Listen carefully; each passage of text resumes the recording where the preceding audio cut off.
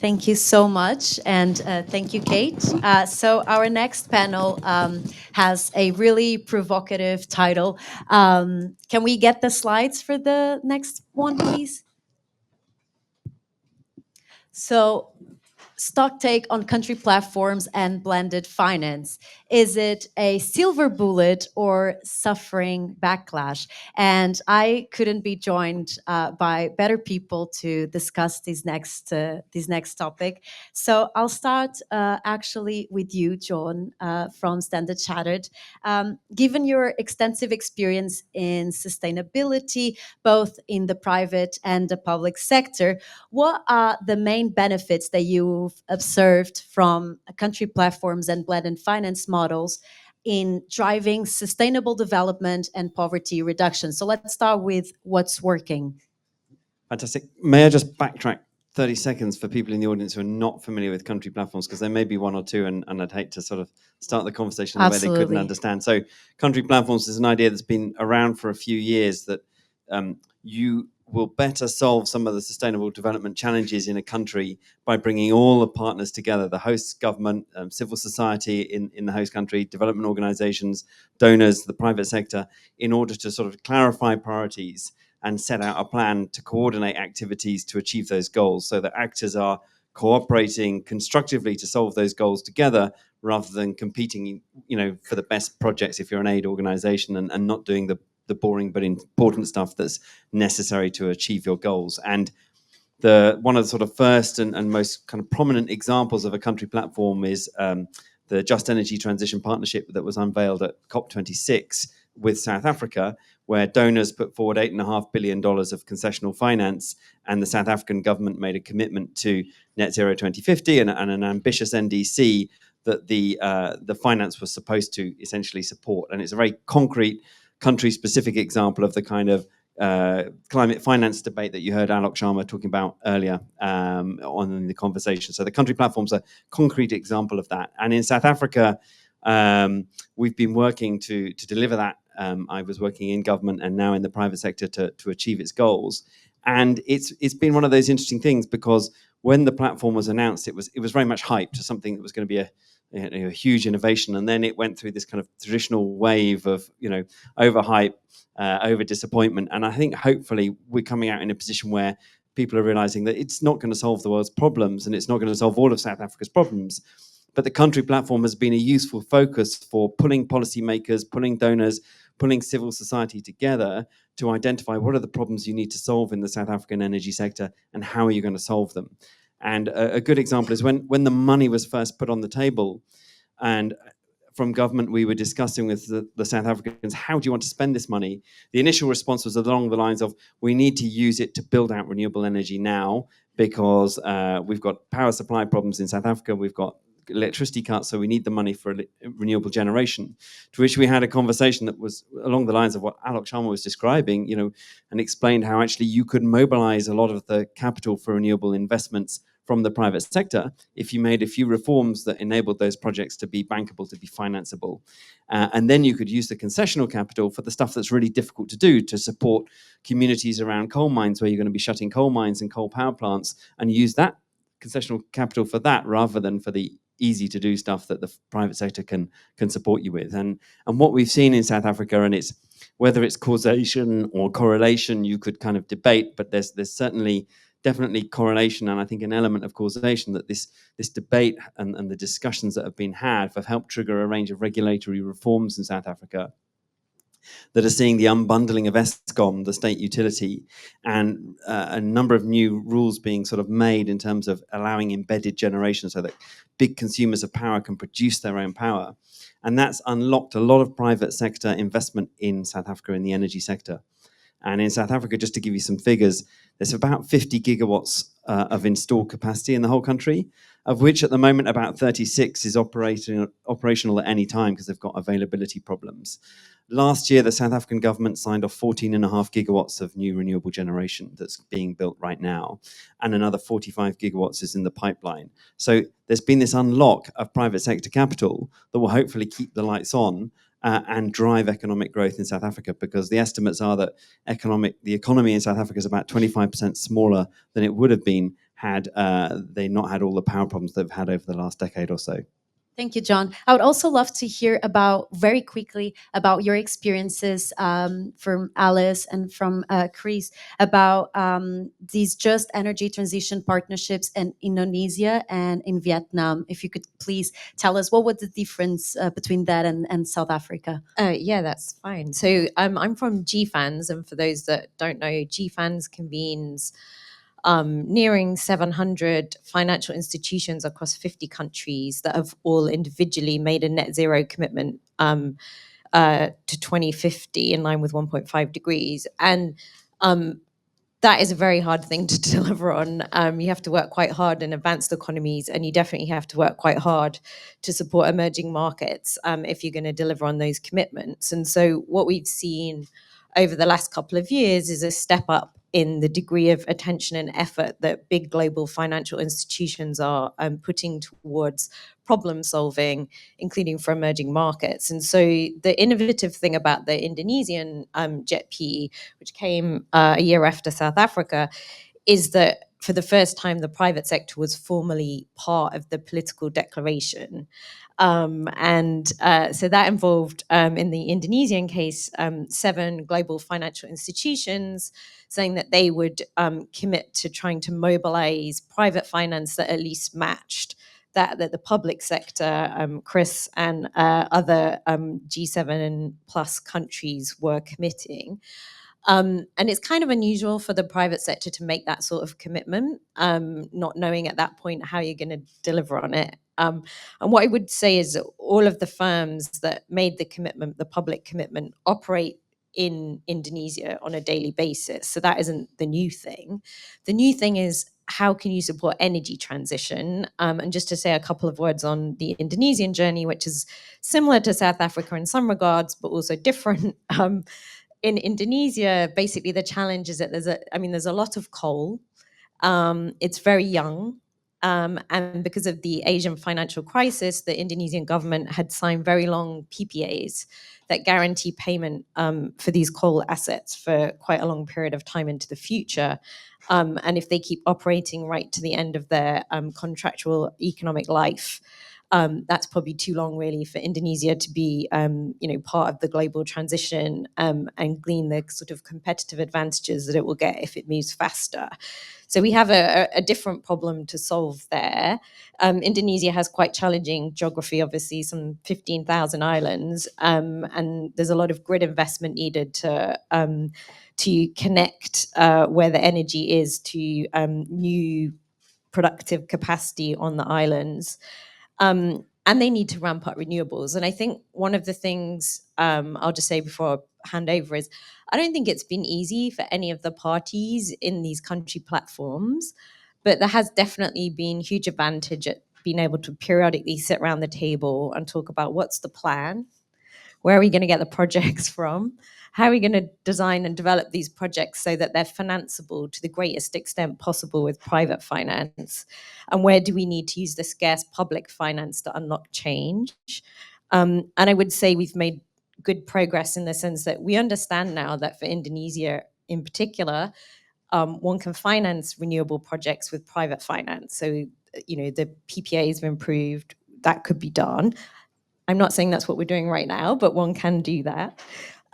Grid will need public-private financing. We're going to have changes to regulations, changes to approaches of grid financing to do that. That's not what's happened before. And then we're going to need to do something quite innovative, which we might come back to, which is early coal closure. So we've been looking at how do we accelerate the closure of some of these coal plants that, if they run to the end of their natural life, just mean that Indonesia's energy transition takes too long. And we're making some progress. I think we've got, a potential transaction this year. It sort of needs final sign off, but the financing is there.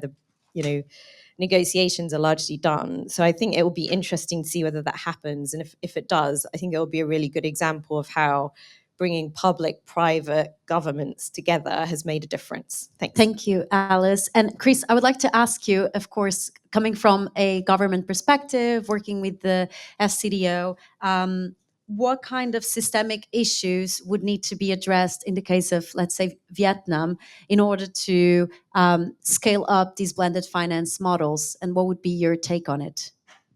Yeah, sure. So I think one of the key things to bear in mind is obviously we're dealing with big economy-wide transformations, and I think that's where this sort of level of, I think we call it radical coordination across a number of different areas is so crucial. And we need sort of multiple things at the same time. So we need this clarity on the goal. We need a clear plan, an investable plan.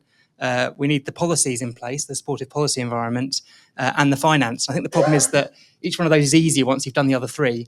And actually, you're going to need them all to move together and to be consistent. And that's what we're trying to sort of drive and push together. And I think it's that combination that is the more systemic change that's needed. And in terms of that coordination, we're really trying to drive it at all levels. So in terms of how the donors are working together to support and speaking with a clearer one voice and trying to mix our instruments together, working very closely with the private sector, philanthropy, and the sort of research community. But then also the key thing is within the government. These are very much government-led, government-driven choices. We can't drive those from outside. And so in that sense, it's about maintaining that dialogue, thinking about how we can maximise our supportive role. But it requires that much greater level of coordination across those governments. And we know from our own countries how hard these transformations are and how difficult and challenging some of these debates are. And so it's about how we can sort of feed in constructively to sort of support that to the maximum level. I think as you do that, you're putting together some of the instruments to think about how they can work most effectively to support. So look at the individual challenges. So it could be that in South Africa, the answer isn't investing lots in vanilla renewables because the private sector can borrow cheaper than the state to invest in those.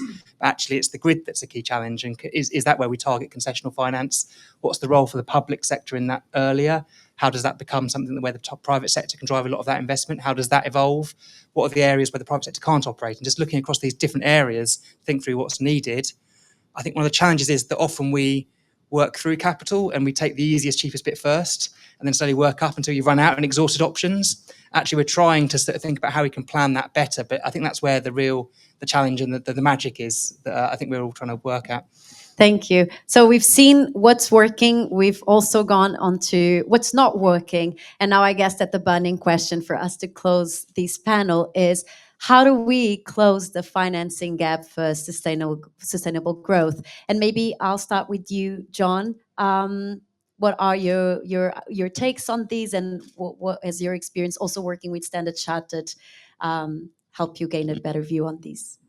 So I think it's really clear we're not going to close the sustainable financing gap until we get private sector investment mobilized in support of the SDGs. And that has to happen at scale. That 85-15 ratio of private to public in the OECD that Alok Sharma was talking about, but is reversed in developing markets outside China, we need to make it 85-15 in those developing markets. And that means private sector investment in areas that perhaps in some markets have been regulated and the private sector has not been able to enter into, and freeing up the market for the private sector to make those investments. And we've seen it happen, for example, with telecoms. We know that we've had that global mobile telecommunications revolution across Africa. It's happened very swiftly because the private sector was allowed to invest in telecoms where previously state utilities had been, and that expanded the market and gave everybody access to telephony far more quickly than would otherwise been the case.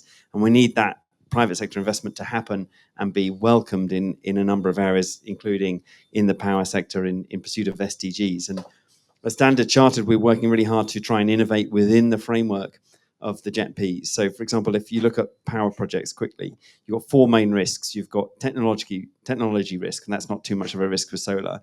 You've got political risk, and the JETP gives you some comfort in respect of that. You've got a risk around off-taker, and we're seeing vertical integration in the power sector now in South Africa, whereby instead of having Eskom as your off-taker, you might build a renewable energy facility, and it might be Rio Tinto or Anglo American or a big manufacturing company who's your off-taker, and that can remove that off-take risk. And also, as we look forward, that can also help you with exchange rate risk. Because us as a bank, we can lend to some of those big corporate clients that we bank already, and we can lend to them in dollars, knowing that they've got a dollar revenue stream from something they're exporting. So actually, we're not working on a project basis, we're working on a corporate balance sheet basis, and that enables us to finance things much more readily than, say, for example, we were asked to finance an independent power project by a newly formed company with no credit history, no access to foreign capital, getting paid in local currency. That's difficult for us to finance, but that kind of vertical integration and innovation can make things bankable. Thank you, John. Alice, how can we go beyond? So one thing I was just going to say is part of what we're trying to do is pivot finance. So we talk a lot about financing gaps, but I mean, lots of stuff gets financed every day. I think we're trying to pivot some of the finance to solve new problems. I think the good thing about country platforms is it lets you have a plan and then prioritize how you use the finance. And I do think that in some of the platforms we're working in, we are rejigging like who finances what. And there are cases where things have been financed with public money that actually, with a small change to policy, could become bankable, and then you can free up that public money to do something else. And so I think we're working more at the system level, and I think that's helpful, and that's starting to bear fruit in some of the JETPs. The other thing I wanted to mention is demand for finance. So there's a lot of suggestion that finance isn't doing what it needs to do, et cetera, et cetera. We genuinely are still facing the challenge that in many countries we could do with more projects. So, and it's very difficult to develop projects, and they have a lead time, and I do think we need to we've known this is a problem for several years. I think it's one piece of the puzzle we haven't quite worked out how to fix.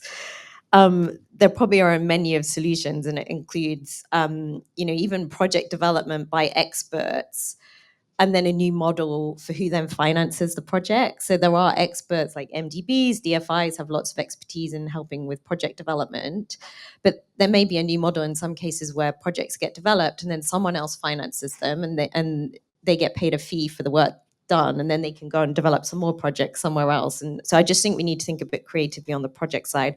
The other alternative is also like solutions where you say how much power you want to buy, and then you get the private sector to help you develop projects, and that would also free up a bit of capacity.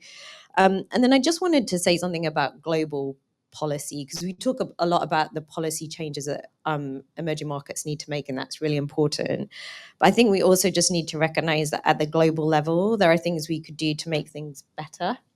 And there's a whole set of issues, but we're finding that like a greater focus on country level, corporate level, and financial sector transition planning would help. Greater clarity on what transition finance is, so that it's not stigmatized. Like we need to be able to, get finance where it needs to go to deal with tricky problems and get emissions down through time.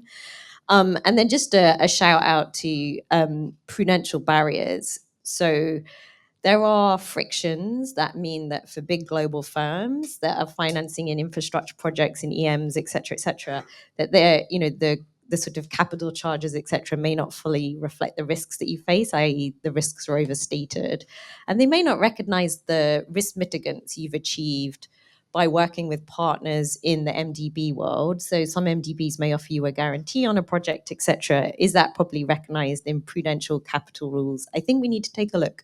Thanks. Thank you. Just one thing, just to add on to what Alice said, the JETPs have given a framework as well, whereby on a couple of occasions we've been able to say a development finance institution or an MDB has been funding something and essentially crowding out private capital rather than crowding it in. And it's given us a framework to recognise that on occasion and look at how we address that. Chris, would you like to also give your insights? Yeah, I mean, just very quickly, I mean, it's quite a big question, the whole finance gap. I know, I'll focus yeah. more on the country platform element. And I think there's a challenge with how we can move quick enough. And I think one of the challenges we've had is then the time it takes to come up with an investable plan and then have the project pipeline to then get things moving. So I think the more things can be ready to move quicker on that. I think supporting countries to come up with plans, I think it's a key level for decision making to deliver the more transformational change, to make sure we support that.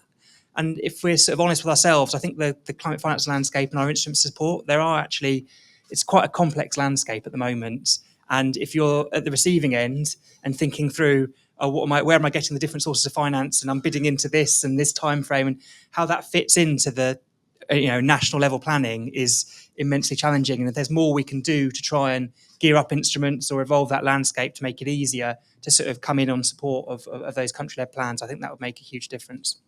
Thank you all three for this conversation, and we'll proceed with our next panel. Thank you so much.